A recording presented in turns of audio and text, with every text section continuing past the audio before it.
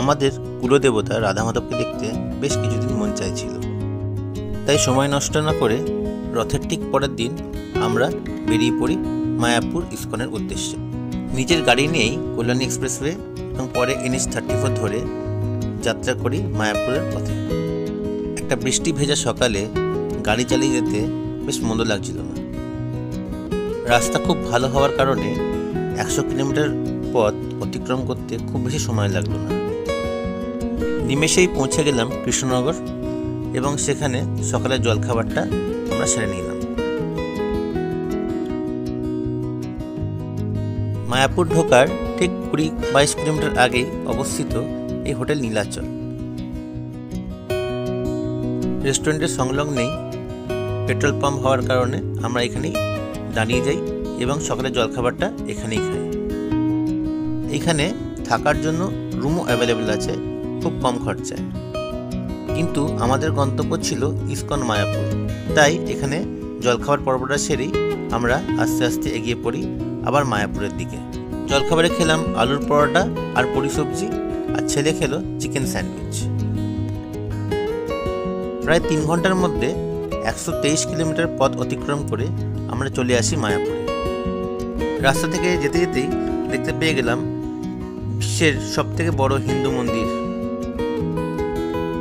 Room আমরা আগে থেকে বুক করে আসিনি, গদা ভবনের রিসেপশন থেকেই বুক করে ফেলি চক্র ভবনের একটি ফ্যামিলি রুম। ভাড়া নিয়েছিল 2900 টাকা পার নাইট। খুব ভোরে ওঠার কারণে একটু সময় আমরা এখানে জিরিয়ে নিই।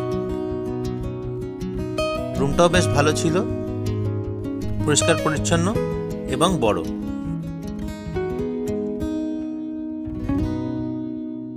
রুম থেকে দেখা যাচ্ছিল মায়াপুরের প্রাঙ্গণটি। এটি হচ্ছে গদা ভবন এবং সামনেই ছিল গাড়ির পার্কিং। দুপুরে খাওয়ার জন্য আমরা গদা ভবনের 80 টাকা দিয়ে কুপন কাটি আর এখানেই প্রসাদ গ্রহণ করি। গদা ভবন ছাড়াও ঈশ্বরদয়ান ভবন এবং গীতা ভবনেও খাবার পাওয়া যায়।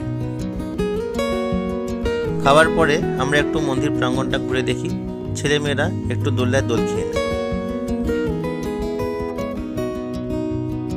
এবার উপভোগ করুন মায়াপুরের প্রাঙ্গণ, কি সুন্দর। এই মনোরম শান্ত পরিবেশ দেখতে দেখতে কখন যে সময় কেটে যায় কিছু টেরই পাওয়া যায় না। তারপর আমরা গরুর গাড়ি চেপে চলে যাই মায়াপুরের গোশালায়। এখান থেকেই সব মায়াপুরের প্রোডাক্টস তৈরি হয় এবং আপনি যদি চান এখানে কিছু দান দক্ষিণাও করতে পারেন।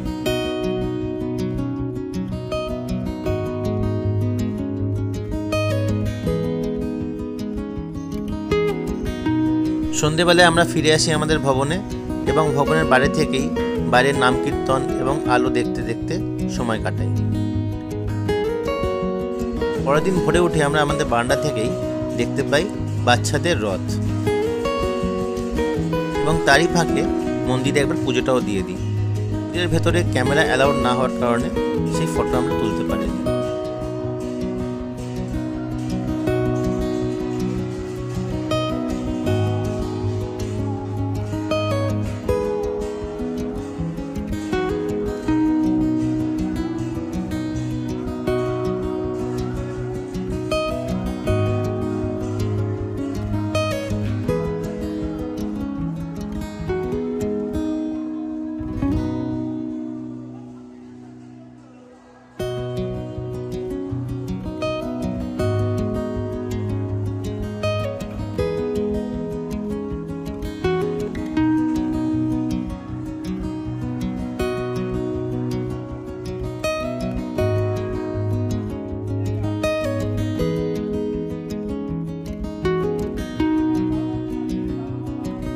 এবার ছিল যাওয়ার পালা।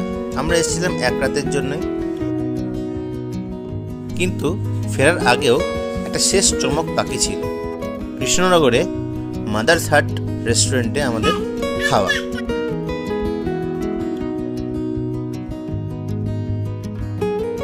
চেক আউট করেই বৃষ্টি মাথায় নিয়েই আমরা বেরিয়ে পড়ি আবার বাড়ির উদ্দেশ্যে।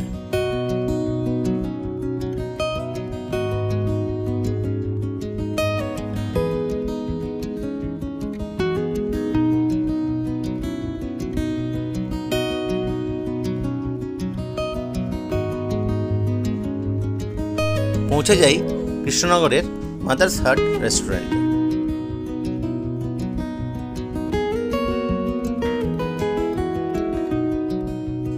এই রেস্টুরেন্টের বিশেষত্ব হলো যেখানে খাবার দাবার সার্ভ করে রোবটে। হ্যাঁ, ঠিকই শুনেছেন। আমার ছেলে তো এটা দেখার জন্য ইন্টারেস্টেড ছিলই, আমারও উৎসাহ কিছু কম ছিল না। এখানে খাবার মানও খুব ভালো। এখানেই আমাদের দুপুরের লাঞ্চ সেরে আবার আমরা আস্তে আস্তে রওনা দিই আমাদের বাড়ির উদ্দেশ্যে। এই জার্নি যদি আপনাদের ভালো লেগে থাকে তাহলে ঠিক বরাবরের মতোই আমাদের সঙ্গে থাকবেন, পাশে থাকবেন। আজ তবে এখানে ইতি করি।